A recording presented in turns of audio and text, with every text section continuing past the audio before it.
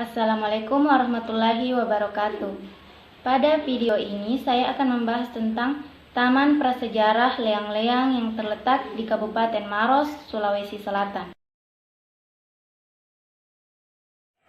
Pegunungan Kars yang sudah berumur ribuan tahun ini diakui sebagai kawasan Kars terbesar kedua di dunia setelah Guangzhou di Cina. Meliputi area seluas 43.750 hektar, wilayah ini memiliki 286 goa dengan lebih dari 30 goa prasejarah. Goa di Leang-Leang menggambarkan kehidupan manusia zaman lampau.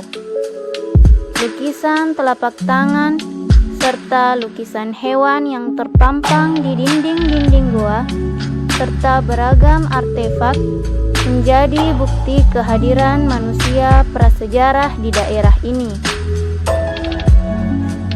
Di wisata Taman Leang-Leang terdapat dua gua atau leang yang menjadi daya tarik utama para pengunjung, yaitu Leang Petae dan Leang Petakere.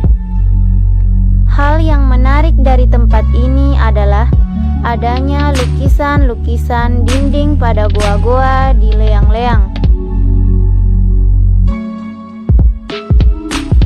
Menurut para ahli arkeologi, lukisan di kedua goa tersebut sudah berumur 5.000 tahun.